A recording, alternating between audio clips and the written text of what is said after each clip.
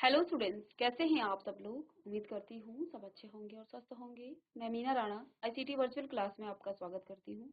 Students, हम पढ़ रहे हैं क्लास 10 की हिंदी कृतिका पाठ्य पुस्तिका का एक चैप्टर हमने गद्य विधा में लिखा गया एक यात्रा वृत्तांत हम पढ़ रहे थे, जिसका शीर्षक है साना साना हाथ जोड़ा। प्रीवियस लेक्चर में इसका सारांश पढ़ा, कुछ प्रश्न हम कर चुके हैं और आगे के कुछ और प्रश्न हम करते हैं इसको। उसके बाद नेक्स्ट जो आपका चैप्टर है उसको हम शुरू करेंगे। तो देखिए, क्वेश्चन नंबर 11 तक हम कर चुके हैं। प्रश्न नंबर 11 तक हमने कर लिया था। प्रश्न नंबर 11 में आपने क्या देखा था कि कितना कम लेकर ये समाज को कितना अधिक वापस लौटा देती है। इस कथन के आधार पर स्पष्ट करें कि आम जनता को देश की आर्थिक प्रगति में क्या भूमिका है। तो ये जो प्रश्न है, ये लेखिका ने उन पहाड़ी सिक्किमी जो औरतें हैं, जो वहाँ की जो महिलाएं हैं, वो जो कठिन परिश्रम कर रही थी, उनको देखकर उन्होंने क्या यहाँ पर अपने मन में वो विचार करती है और क्या कहती हैं कि कितना कम लेकर ये समाज को कितना अधिक वापस लौटा देती है।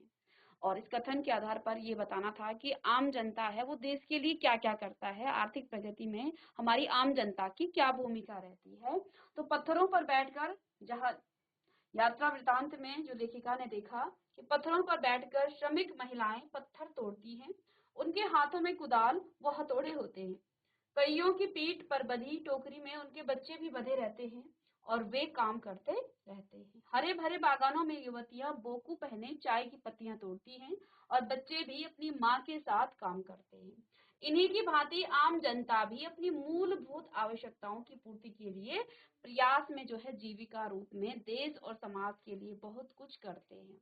सड़कें, पहाड़ी मार्ग, नदियां, पुल आदि बनाना, खेतों में अन्न उपजाना, कपड़ा बुनना, खानों और कारखानों में कार्य करके अपनी सेवाओं से जो है वो राष्ट्र के आर्थिक जो है दृढ़ता प्रदान करते हैं, उसकी रीढ़ की हड्डी को मजबूत करते हैं। तो जो हमारा देश की जो आम जनता है वो जो है सारे काम करता है और उसके बदले उसको जो है उसकी आर्थिक स्थितियां भी, उसकी जो दैनिक आवश्यकताएं हैं वो भी पूर्ण नहीं हो पाती हैं। हमारे देश की आम जनता जितना श्रम करती है उसे उसका आधा भी प्राप्त नहीं होता है, परंतु फिर भी वह असाध्य कार्य को अपना जो है कर्तव्य समझकर वो करता है। इस कार्य को जो है वो फिर भी अपना कर्तव्य समझता है और उस काम को वो करता है। वो समाज का कल्याण करते हैं, परंतु बदले में उन्हें स्वयं नाम मात्र का ही अंश प्राप्त होता है। देश की प्रगति का आधार यही आम जनता है। हमारा देश जो है प्रगति कब करेगा? जब आम जनता काम करेगी, श्रम करेगा, तभी जाकर हमारा देश जो है विकसित होगा। तो हमारे देश की आर्थिक स्थिति को सुधारने में जहां जो श्रमिक है उसकी मुख्य भूमिका है, लेकिन हम लोग उसे जो है उस श्रमिक को, उस श्रम करने वाले को जो है उसकी आर्थिक स्थिति जो है मजबूत नहीं हो पाती है। एक तरफ वो देश की आर्थिक स्थिति को ठीक करने में लगा रहता है, लेकिन उसकी स्वयं की आर्थिक स्थिति ठीक नहीं रहती है, उसको बहुत कम जो है श्रम दिया जाता है। इसके प्रति जो है सकारात्मक आत्मीय भावना भी, अब देना तो छोड़िए, उसकी दैनिक आवश्यकताओं को पूर्ण करना तो छोड़िए, यहाँ तक कि जिसके प्रति जो है हमारी आत्मीय भावना भी सही नहीं होती है। यदि वे आम जनता का ना हो तो देश की प्रगति का पहिया रुक जाएगा।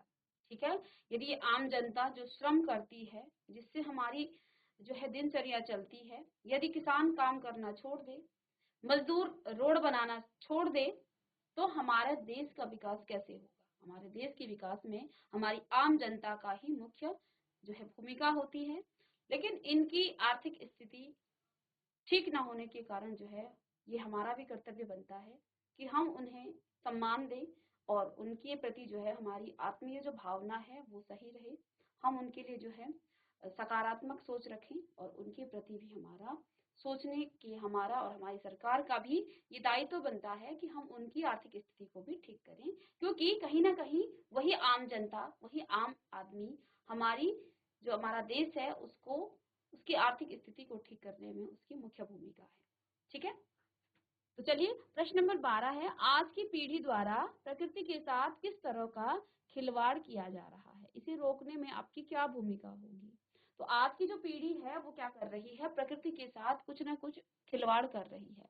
ठीक है, तो ये खिलवाड़ किस किस तरह के हैं और इसके लिए आपकी क्या भूमिका होनी चाहिए। ये प्रश्न मैंने आपको घर के लिए भी दिया था और ये प्रश्न शायद आपने किया होगा।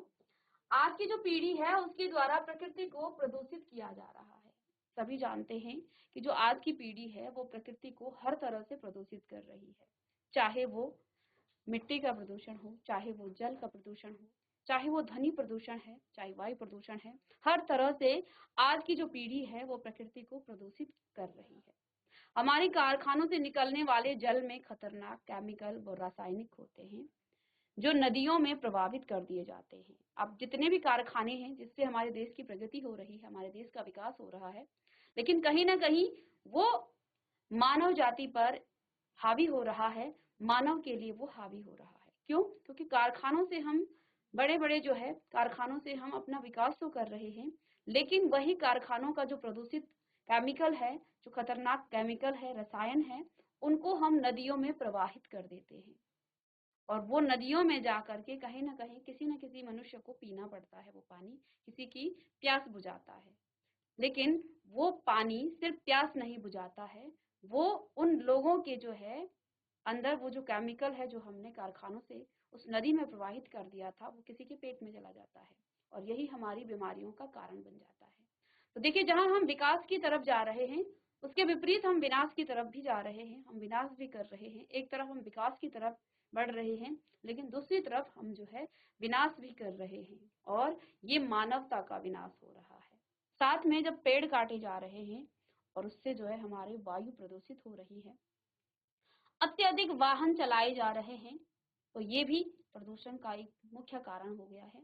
तो ये हमारी जो पीढ़ी है, सबसे पहला काम जो कारखाने हैं उनसे जो निकलने वाला जो धुआं है वो वायु को तो प्रदूषित करता ही है, साथ में उससे जो केमिकल निकल जाते हैं, जो रसायन निकल जाता है जो खतरनाक होता है, उसे हम नदियों में प्रवाहित कर देते हैं। साथ में घरों से निकला जो दूषित क्या होता है, जल होता है, उसे भी नदियों में ही डाल दिया जाता है, जिसके कारण हमारी नदियां लगातार दूषित होती जा रही है। अब नदियों का जल पीने लायक नहीं रहा है, लेकिन जहां पीने का पानी मौजूद नहीं है वो उन्हीं नदियों को जो है पानी पीने का एकमात्र जो सहारा रह जाता है। तो अपनी प्यास बुझाने के लिए उन नदियों का पानी ही लोग पीते हैं और उससे जो है अनेक बीमारियां जो है लोगों में फैल जाती है। अब नदियां का जल पीने लायक नहीं रहा है, इसका जीवंत उदाहरण यमुना नदी है। तो एक उदाहरण भी बताया है यहाँ पर कि जो यमुना नदी है जो आज एक नाले में बदल गया है, जहाँ पहले यमुना नदी थी वहां एक नाला में वो जो है परिवर्तित हो गया है। ठीक है, वनों की अंधाधुंध कटाई से मृदा का कटाव होने लगा है। वनों को हम काट रहे हैं, पेड़ों को हम काट रहे हैं और जब पेड़ कटते हैं तो फिर मृदा का क्या हो जाता है, कटाव होता है। ठीक है, और बाढ़ की समस्या जो है आ जाती है, उसको भी हम जो है आमंत्रित कर रहे हैं। ठीक है, साथ में देखिए दूसरे अधिक पेड़ों की कटाई से लगातार वातावरण में कार्बन डाइऑक्साइड की अधिकता बढ़ रही है। जब पेड़ अधिक कटेंगे, सबसे पहले तो पेड़ कटने से मृदा का जो है क्या हो जाता है, कटाव शुरू हो जाता है और बाढ़ की समस्या हो जाती है। साथ में जब पेड़ कटते हैं तो वायु हमारी जो है दूषित हो जाती है, कार्बन डाइऑक्साइड की अधिकता बढ़ जाती है, जिससे हमारी वायु भी प्रदूषित होती जा रही है। हमें चाहिए कि हम इस समस्या का समाधान निकालें। किस प्रकार से निकालें, तो इसको आपने अपने शब्दों में भी लिखा होगा। हम सबको मिलकर अधिक से अधिक पेड़ों को लगाना चाहिए, पेड़ों को काटने से रोकने के लिए उचित कदम उठाने चाहिए ताकि वातावरण की शुद्धता बनी रहे। ठीक है, साथ में देखिए हमें नदियों की निर्मलता और स्वच्छता को भी बनाए रखनी चाहिए। तो देखिए ये जो प्रश्न है ये एक प्रकार से वायु प्रदूषण पर, मृदा प्रदूषण पर, जल प्रदूषण पर जिस प्रकार से आप निबंध भी लिखते हैं तो इन्हीं बातों को आप लिखते हैं। ठीक है, वहां आपका लिखने का स्टेप वाइज होता है, आप जो है हेडिंग लगा करके उसको लिखते हैं, लेकिन यहाँ हम सिंपल से प्रश्न का उत्तर दे रहे हैं। तो देखिए हमें क्या करना चाहिए, अपनी जो नदियां हैं उनको स्वच्छता और निर्मल बनाने के लिए प्रयास करने चाहिए। कारखानों से जो निकलने वाला जो प्रदूषित जल है उसको नदियों में डालने से रोकना चाहिए। नदियों को स्वच्छ बनाए रखने के लिए लोगों की जागरूकता के लिए भी हमें जो है कार्यक्रम करने चाहिए। अलग अलग कार्यक्रमों का आयोजन हमें करना चाहिए सामाजिक तौर पर। ठीक है, तो ये है हमारे कुछ प्रयास जिससे हम जो है वायु को प्रदूषित होने से बचा सकते हैं, हमारा जो वातावरण है उसको प्रदूषित होने से बचा सकते हैं। ठीक है, तो हमारी पर्सनल तौर पर भी जो है बहुत सारी कोशिश हो सकती है जिनसे जो है हमारा वायु का जो प्रदूषण है वो कम हो जाए, जल प्रदूषण कम हो जाए और हम पेड़ों को ना काटें। हर कोई अगर ये सोचे कि हम पेड़ ना काटें तो इससे भी हमारे वायु का, हमारे वातावरण का जो प्रदूषण है वो कम हो सकता है। साथ में जो हम गाड़ियां या व्हीकल चलाते हैं उसको हम यदि हम कम कर दें तो उससे भी जो है वायु का प्रदूषण कम हो सकता है। तो चलिए नेक्स्ट प्रश्न है इसके बाद, प्रदूषण के कारण स्नोफॉल में कमी का जिक्र किया गया है, प्रदूषण के और कौन कौन से दुष्परिणाम सामने आए हैं लिखें। तो ये जो है आपको निबंध में भी ये काम आएगा और ये जो चैप्टर है ये काफी इंपॉर्टेंट बन जाता है क्योंकि आपको यहाँ से जो है कई प्रश्नों के उत्तर आपको निबंध फॉर्म में भी मिले हैं, निबंध के रूप में भी मिले हैं। तो प्रदूषण के कारण स्नोफॉल में कमी आ गई थी। ठीक है, तो यहाँ पर एक जिक्र हुआ है जब लेखिका ने एक सिक्किमी युवक से पूछा कि हमें जो है बर्फ कहाँ देखने को मिलेगी, तो उन्होंने क्या कहा है कि पहले जो है अब वायु प्रदूषण के कारण क्या हो गया है, यहाँ पर स्नोफॉल कम हो गया है। ठीक है, लेकिन आपको जो है इससे ऊपर के इलाकों में आपको क्या मिल जाएगी, बर्फ मिल जाएगी। अब देखो प्रदूषण के और कौन कौन से दुष्परिणाम सामने आए हैं। तो प्रदूषण के कारण वायुमंडल में कार्बन डाइऑक्साइड की अधिकता बढ़ जा गई है, जिसके कारण वायु प्रदूषण होती जा रही है, जिससे सांसों की अनेक बीमारियां उत्पन्न होने लगी है। जलवायु का भी जो है इसका, जलवायु पर भी इसका बहुत बुरा प्रभाव देखने को मिल रहा है। ठीक है, जिसके कारण कहीं पर जो है क्या हो रही है, बारिश की अधिकता हो रही है तो किसी स्थान पर सूखा पड़ जाता है। हमारा जो वातावरण है वो असंतुलित हो रहा है, कहीं बहुत अधिक वर्षा हो जा रही है तो कहीं सूखा पड़ जा रहा है। ठीक है, तो देखिए नाम मात्र की बारिश जो है कहीं हो रही है तो वो सिर्फ और सिर्फ नाम मात्र की हो रही है, जिस कारण गर्मी में कमी नहीं होती है। मौसम पर तो इसका असर साफ दिखाई देने लगा है। गर्मी के मौसम में गर्मी की अधिकता देखने को मिलती है और कई बार जो है पारा अपने सारे रिकॉर्ड को तोड़ चुका होता है। सर्दियों के समय में या तो कम सर्दी पड़ती है या फिर कभी सर्दी के का पता ही नहीं चलता है। ये सब प्रदूषण के कारण ही संभव हो रहा है।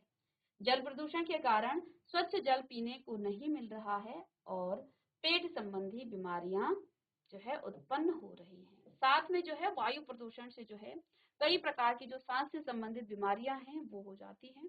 ठीक है, तो ये जो है कई बीमारियों का कारण है क्या, जो प्रदूषण है, प्रदूषण से और कई बीमारियां हो सकती हैं। चलिए अब एक और प्रश्न है यहाँ पर, प्रश्न नंबर 14, कटाव पर किसी दुकान का न होना उसके लिए वरदान है, इस कथन के पक्ष में अपनी राय आप व्यक्त कीजिए। तो यहाँ पर क्या कहा है कि कटाव जो कि एक बहुत ही सुंदर प्राकृतिक स्थल है और यहाँ पर किसी दुकान का ना होना इसके लिए वरदान है, ऐसा क्यों कहा गया है, तो ये अपनी राय आपको देना है। तो देखिए कटाव पर किसी भी दुकान का ना होना उसके लिए वरदान है क्योंकि अभी यह पर्यटक स्थल नहीं बना। यदि कोई दुकान होती तो वहां जो है सैलानियों का अधिक आगमन शुरू हो जाएगा और वे जमा होकर खाते पीते गंदगी फैलाते और इससे गंदगी तथा वहां पर वाहनों के अधिक प्रयोग से वायु में प्रदूषण बढ़ जाता। लेखिका को केवल यही स्थान मिला जहां पर वह स्नोफॉल देख पाई। इसका कारण यही था कि वहां प्रदूषण नहीं था, अतः कटाव पर किसी भी दुकान का न होना उसके लिए एक जो है प्रकार से वरदान ही था। तो इस प्रश्न का उत्तर लिख लेंगे आप। चलिए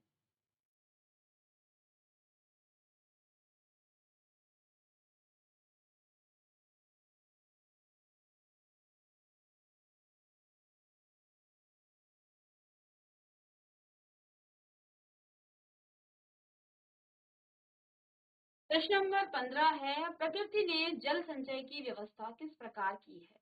प्रकृति ने जल संचय की व्यवस्था किस प्रकार की है। अंतिम में यात्रा वृतांत में जब लेखिका ये देखती है कि बर्फ से जो है कटाव में चारों तरफ पहाड़ियां बर्फ से ढकी हुई हैं, तो उन्होंने क्या कहा कि प्रकृति ने जो है जल संचय की व्यवस्था जो है बहुत ही अनोखे तरीके से कर रखी है ताकि हम लोगों को ठंड में और गर्मियों में जो है पानी की व्यवस्था हो सके।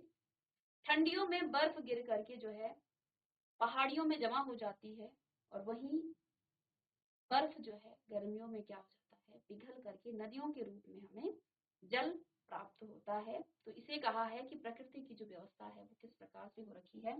तो प्रकृति ने जल संचय की व्यवस्था नायाब ढंग से की है। किस तरीके से की है? प्रकृति सर्दियों में बर्फ के रूप में जल संग्रह कर लेती है, और गर्मियों में पानी के लिए जब त्राही त्राही मचती है, सभी जगह जो है पानी के लिए त्राही त्राही मचती है, उस समय जो है यही बर्फ जो है शिलाएं पिघल करके जलधारा बन के नदियों को भर देती है। सचमुच प्रकृति ने जल संचय की कितनी अद्भुत व्यवस्था की है। ठीक है, जहाँ ठंडियों में यही बर्फ जो है इन पहाड़ियों में क्या हो जाती है, बदल जाती है, इन पहाड़ियों में जो है जमा हो जाती है। लेकिन जैसे ही गर्मी लग जाती है, गर्मी शुरू होती है, तो पानी के लिए जब सभी तरह त्राही त्राही मचती है, तो नदियों के रूप में ये बर्फ जो है पिघल करके हम तक पहुंचती है। तो क्या कहा था कि सचमुच प्रकृति ने जल संचय की कितनी अद्भुत व्यवस्था की है, ये यहाँ पर लेखिका ने बताया है। चलिए इस प्रश्न को भी लिखेंगे। प्रश्न नंबर 16 है, देश की सीमा पर बैठे फौजी किस तरह कठिनाइयों से जूझते हैं, उसके प्रति हमारा क्या उत्तरदायित्व होना चाहिए। तो देश की सीमा पर बैठे फौजी किस तरह की कठिनाइयों से जूझते हैं, उनके प्रति हमारा क्या उत्तरदायित्व होना चाहिए, इस प्रश्न को लिखें। ठीक है, और ये सभी प्रश्न ऐसे हैं, इनको आप समझ लीजिएगा, सुन लीजिएगा, आप इन प्रश्नों के उत्तर स्वयं दे सकते हैं। ठीक है, तो देखिए, क्योंकि ये यात्रा वृतांत चैप्टर से ही हमने इस प्रश्न के उत्तर लिखे हैं। तो देखिए, देश की सीमा पर जहां तापमान गर्मी में भी -15 डिग्री सेल्सियस होता है, तो ये लेखिका ने भी देखा, जब उन्होंने फौजियों को वहां पर देखा, तो वो क्या देखती हैं कि क्योंकि वे जो हैं वहां बैसाख के महीने में गई थी, अर्थात अप्रैल में गई थी। अप्रैल और मई का जो समय होता है, उस समय जो है बैसाख का महीना कहा जाता है, मिड अप्रैल से और मिड मई तक। तो उस समय वहां का जो तापमान था वो -15 डिग्री सेल्सियस होता है। तो वो जो है सोचती हैं कि जब अप्रैल के महीने में यहाँ पर -15 डिग्री सेल्सियस तापमान है, तो फिर सर्दियों में कैसा मौसम होगा, कितना यहाँ का तापमान होगा। ठीक है, तो ये देख करके उनका मन जो है बहुत दुखित होता है कि कितना कठिन तरीके से ये यहाँ रहते हैं। उस कड़कड़ाती ठंड में जो है फौजी पहरा देते हैं, जबकि हम वहां पर 1 मिनट भी नहीं रुक सकते हैं। ठीक है,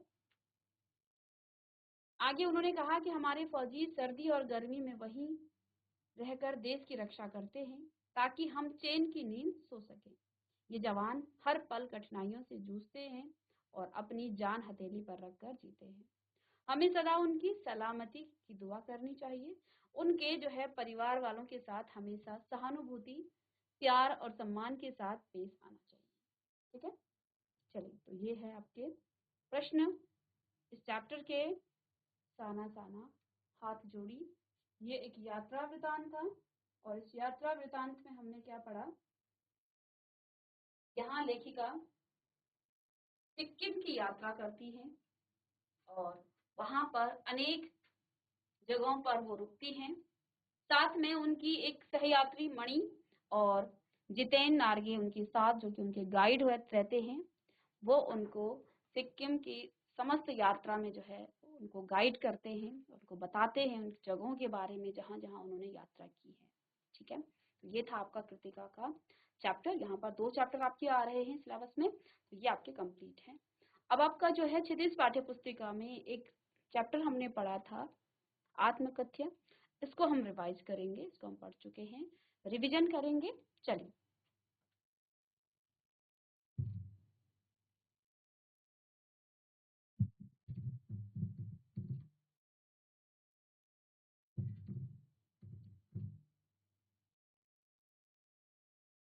आपके चैप्टर का नाम है, ये आपका काव्यांश में है, लिखा गया है आत्मकथ्य, और इसके लेखक हैं आपके जयशंकर प्रसाद जी ने लिखा है। तो इनका जीवन परिचय देख लेते हैं। तो देखिए, जयशंकर प्रसाद का जन्म 1890 में वाराणसी में हुआ। काशी के प्रसिद्ध क्वींस कॉलेज में वे पढ़ने गए, परंतु स्थितियां अनुकूल न होने के कारण 8वीं से आगे नहीं पढ़ पाए। तो जो जयशंकर प्रसाद हैं, ठीक है, इनका जन्म सन 1890 में वाराणसी में हुआ और काशी के प्रसिद्ध क्वींस कॉलेज में वे पढ़ने गए, परंतु स्थितियां जो है उनके अनुकूल न होने के कारण 8वीं से आगे वो नहीं पढ़ पाए।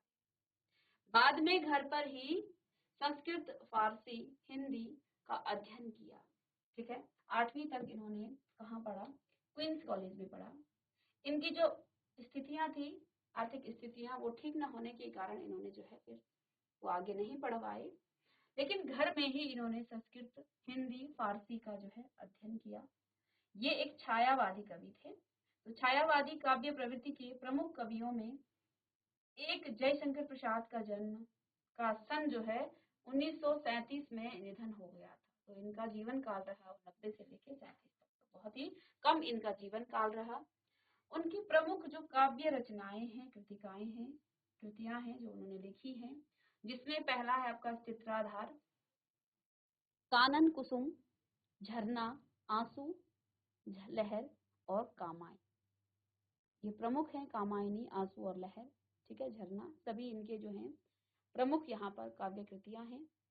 आधुनिक हिंदी की श्रेष्ठतम काव्य कृति मानी जाने वाली जो कामायनी है, बहुत बार पूछा जाता है आपको कि कामायनी किसने लिखी? तो जयशंकर प्रसाद जी ने लिखी थी, पर उन्हें मंगला प्रसाद पारितोषिक दिया गया। कामायनी जो इनकी कृति है, जो इन्होंने लिखा है, इसके लिए इनको मंगला प्रसाद पारितोषिक दिया गया। वे कवि के साथ साथ सफल गद्यकार भी थे। एक कवि तो थे ही, साथ में वे एक सफल गद्यकार भी थे।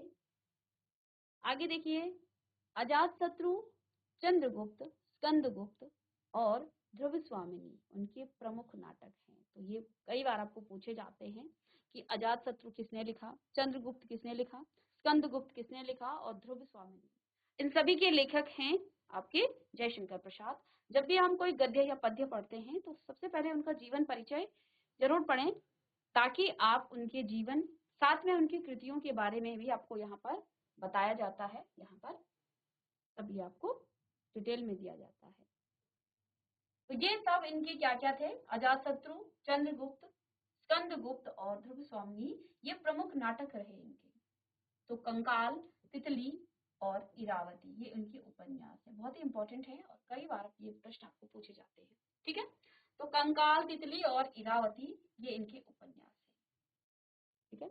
साथ में देखिए, आकाशदीप, आंधी और इंद्रजाल उनकी कहानी संग्रह है। तो इन्होंने जो है बहुत सारी जो है यहाँ पर कृतियां इनकी हैं, जिनमें आपका चित्राधार हो गया, कानन कुसुम हो गया, झरना, आंसू, लहर और कामायनी। कामायनी के लिए इनको मंगला प्रसाद पारितोषिक दिया गया था। साथ में जो है अजातशत्रु, चंद्रगुप्त, स्कंदगुप्त और ध्रुव स्वामिनी इनके प्रमुख नाटक हैं। और नाटक के साथ साथ इन्होंने उपन्यास भी लिखे, जिनमें आपका कंकाल, तितली और इरावती हो गया। इनके कुछ कहानी संग्रह भी रहे, जिसमें आकाशदीप, आंधी और इंद्रजाल, ये प्रमुख इनकी कहानी है। जयशंकर प्रसाद का जो साहित्यिक जीवन है, साहित्य जीवन की जो कोमलता, माधुर्य और शक्ति और ओज का जो साहित्य माना जाता है, छायावादी कविता की अतिशय काल्पनिकता, सौंदर्य का सूक्ष्म चित्रण, प्रकृति प्रेमी, देश प्रेमी और शैली की जो लाक्षणिकता उनकी कविताओं की प्रमुख विशेषता रही। इतिहास और दर्शन में उनकी गहरी रुचि थी, जो उनके साहित्य में स्पष्ट दिखाई देती है। अब देखिए, प्रेमचंद के संपादन में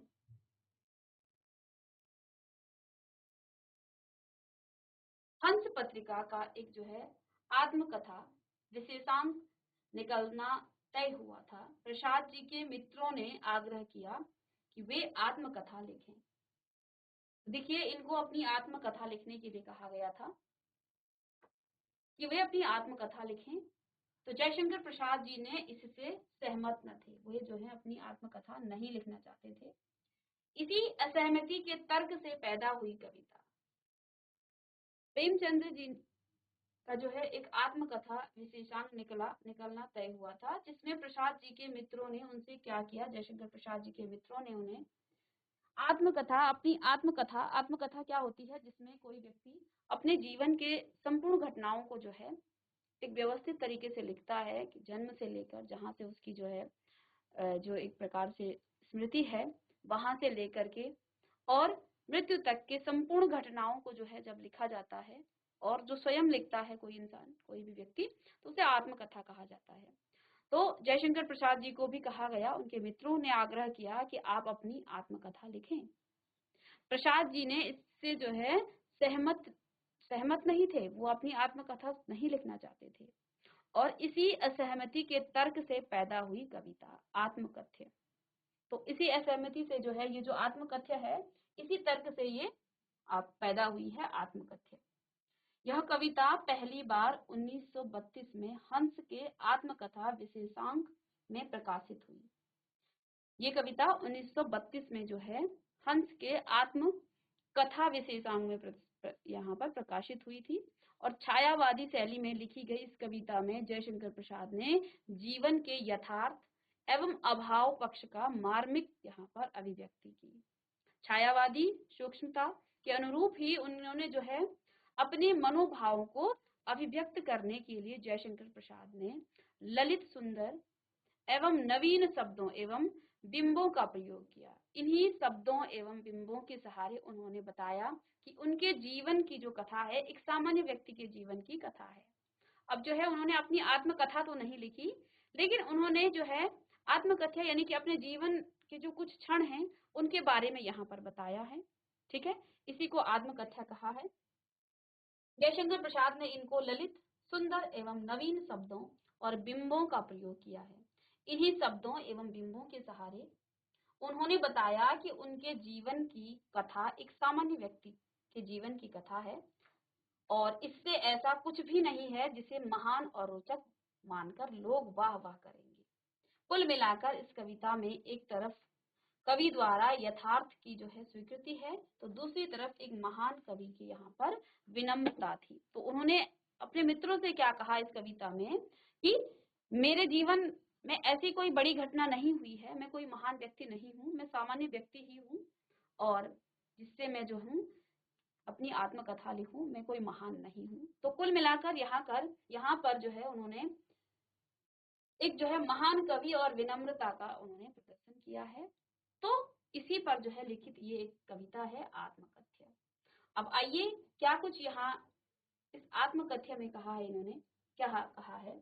मधुप गुनगुनाकर कह जाता कौन कहानी यह अपनी, मधुप गुनगुनाकर कह जाता कौन कहानी यह अपनी, मुरझाकर गिर रही पत्तियां देखो कितनी आज घनी, मुरझाकर गिर रही पत्तियां देखो कितनी आज घनी, इस गंभीर अनंत नीलिमा में असंख्य जीवन इतिहास, इस गंभीर अनंत नीलिमा में असंख्य जीवन इतिहास, यह लोग करते ही रहते हैं, यह लोग करते ही रहते हैं अपना व्यंग मलिन उपहास, अपना व्यंग मलिन उपहास। तब भी कहते हो कह डालूं दुर्बलता अपनी बीती, तब भी कहते हो कह डालूं दुर्बलता अपनी बीती, तुम सुनकर सुख पाओगे, तुम सुनकर सुख पाओगे, देखोगे यह गागर रीति, देखोगे यह गागर रीति। किंतु कहीं ऐसा न हो कि तुम ही खाली करने वाले, किंतु कहीं ऐसा न हो कि तुम ही खाली करने वाले, अपने को समझो मेरा रस ले अपने भरने वाले, तुमको अपने को समझो मेरा रस ले अपनी भरने वाले। यह विडंबना अरी सरलते तेरी हंसी उड़ाऊ में, यह विडंबना अरी सरलते तेरी हंसी उड़ाऊ में, भूले अपनी या प्रवंचना औरों की दिखलाऊ में, भूले अपनी या प्रवंचना औरों की दिखलाऊ में। उज्जवल गाथा कैसे गाऊं, उज्जवल गाथा कैसे गाऊं, मधुर चांदनी रातों की, अरे खिलखिलाकर हंसते रह होने वाली, अरे खिलखिलाकर हंसते होने वाली उन बातों की। आगे कहते हैं, मिला कहाँ वह सुख जिसका, मिला कहाँ वह सुख जिसका, मैं स्वप्न देख कर जाग गया, मैं स्वप्न देख कर जाग गया। आलिंगन में आते आते, आलिंगन में आते आते मुस्किया, मुस्किया कर जो भाग गया, मुस्किया कर जो भाग गया। जिसके अरुण कपोलों की, जिसके अरुण कपोलों की मत वाली सुंदर छाया में, मत वाली सुंदर छाया में अनुरागिनी उषा लेती थी, अनुरागिनी उषा लेती थी निज सुहाग मधुमाया में, निज सुहाग मधुमाया में। उसकी स्मृति पाथेय बनी है, उसकी स्मृति पाथेय बनी है। थके पथिक की पंथा की, थके पथिक की पंथा की, सीवन को उधेड़ कर, सीवन को उधेड़ कर देखोगे क्यों मेरी कंथा की, देखोगे क्यों मेरी कंथा की। छोटे से जीवन की कैसे बड़ी कथाएं आज कहूँ, छोटे से जीवन की कैसे बड़ी कथाएं आज कहूँ। क्या यह अच्छा नहीं कि औरों की सुनता मैं मौन रहूं, क्या यह अच्छा नहीं कि औरों की सुनता मैं मौन रहूं। सुनकर क्या तुम भला करोगे मेरी भोली आत्मकथा, सुनकर क्या तुम भला करोगे मेरी भोली आत्मकथा। अभी समय भी नहीं थकी सोई मेरी मौन व्यथा, अभी समय भी नहीं थकी सोई है मेरी मौन व्यथा। तो ये जो है ये आत्मकथा लिखी है किसने, जयशंकर प्रसाद जी ने। अब क्यों लिखी है, जब इनको इनके मित्रों के द्वारा क्या कहा गया कि आप अपनी आत्मकथा लिखिए, तो इन्होंने इसी पर जो है व्यंग करते हुए ये जो है आत्मकथा लिखी है। ठीक है, चलिए तो अब हम यहाँ पर कुछ पंक्तियों को और साथ में उसके भावार्थ को समझेंगे। तो प्रथम पंक्तियों में क्या कहा गया है कि मधुप गुनगुनाकर कह जाता कौन कहानी यह अपनी, मुरझाकर गिर रही पत्तियां देखो कितनी आग घनी। इस गंभीर अनंत नीलिमा में असंख्य जीवन इतिहास, यह कर लो करते ही रहते हैं अपना व्यंग मलिन उपहास। तब भी कहते हो कह डालूं दुर्बलता अपनी बीती, तब भी कहते हो कह डालूं दुर्बलता अपनी बीती। तुम सुनकर सुख पाओगे देखोगे यह गागर रीति, तुम सुनकर सुख पाओगे देखोगे यह गागर रीति। किंतु कहीं ऐसा न हो कि तुम ही खाली करने वाले अपने को समझो मेरा रस ले अपने भरने वाली। तो यहाँ पर कुछ शब्दार्थ आए हैं, जैसे मधुप का मतलब भौरा है। ठीक है, इनको आप लिख लेंगे। मधुप भौरा, घनी यानी कि अधिक, अनंत का मतलब विशाल, नीलिमा नीला आकाश, असंख्य यानी कि जिसकी कोई संख्या ना हो, अनगिनत जिसको कहा जा सकता है, जीवन इतिहास का मतलब जीवन की जो कहानी है, व्यंग का मतलब कहा मजाक, जब हम व्यंग बोलते हैं तो मजाक होता है, मलिन का मतलब गंदा, उपहास यानी कि मजाक, दुर्बलता कमजोरी, बीती गुजरी हुई स्थिति या बात, खबर या हाल, गागर रीति खाली घड़ा, ऐसा मन जिसमें भाव नहीं है। ठीक है, तो जल्दी से इसके शब्दार्थ लिखेंगे कठिन शब्दों को। यहाँ पर जैसे कि आपका पहला आया है मधुप भौरा, फिर प्रसंग और साथ में इसके भावार्थ और व्याख्या को देखेंगे। तो चलिए, कवि को जब अपनी आत्मकथा लिखने का प्रस्ताव मिला तब अतीत में घटित सभी घटनाएं एक एक करके उनकी आंखों के सामने आने लगी। और इस काव्यांश में कवि अपने मित्रों से प्रश्न भी करते हैं कि आखिर वे कविता की आत्मकथा क्यों सुनना चाहते हैं, वे कवि की आत्मकथा क्यों सुनना चाहते हैं। ठीक है, और इसी पर उन्होंने जो है अपने मित्रों को, अपने जो उनके साथी थे उनसे प्रश्न भी किया है। तो कवि जयशंकर प्रसाद भौरे के माध्यम से अपनी कथा का उल्लेख करते हुए कहते हैं कि हे मन रूपी भौरे, गुनगुनाकर अपनी कौन कौन सी कहानी कह रहा है।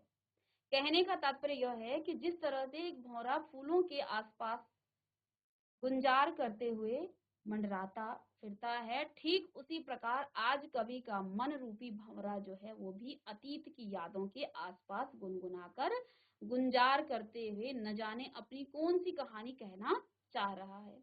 कवि आगे कहते हैं कि उनका जीवन रूपी वृक्ष जो कभी सुख व आनंद रूपी पत्तियों से हरा भरा था, अब वो सभी पत्तियां मुरझाकर एक एक करके गिर रही हैं, क्योंकि आज कवि के जीवन की जो परिस्थितियां हैं वो बदल चुकी हैं।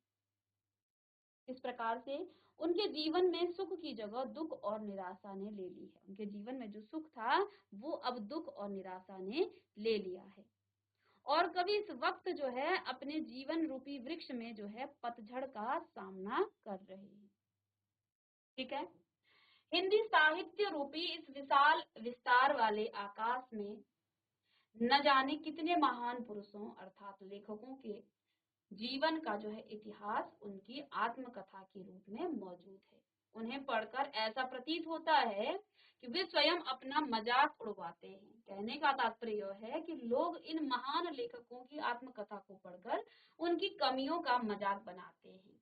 तो लेखक का यहाँ कहने का तात्पर्य क्या है? अपने मित्रों से वो कह रहे हैं कि न जाने मैं किस घटना के बारे में बताऊं, अपने जीवन के किस वृतांत के बारे में तुम्हें बताऊं। और वो क्या कहते हैं कि मैंने इतिहास के पन्नों में कई आत्मकथा जो है यहाँ पर कई लेखकों के द्वारा लिखे गए हैं। उनको पढ़कर कवि को क्या महसूस होता है, क्या उनको प्रतीत होता है कि जैसे जिन्होंने वो आत्मकथा अपनी लिखी है, जैसे उन्होंने अपना मजाक जो है स्वयं अपना जो है मजाक वो बना रहे हैं। क्यों? कहने का तात्पर्य यह है कि लोग उन आत्मकथा को पढ़ करके उनकी जीवन की जो घटनाएं हैं उनको पढ़ते हैं और फिर जो है उनकी कमियों को निकालते हैं, उनकी कमियों के बारे में जो है ज्यादा सोचते हैं, ज्यादा पढ़ते हैं। तो कवि यहाँ कहना चाहते हैं कि मैं अपना मजाक स्वयं क्यों बनाऊं, मैं अपनी जीवन की जो घटनाएं हैं उनके बारे में स्वयं आपको क्यों बताऊं। ठीक है, इसलिए जो है वो मना करते हैं आत्मकथा लिखने को। ठीक है, और उसी से जो है उन्होंने ये कविता का यहाँ पर जो है कविता उनकी निकली है। ठीक है,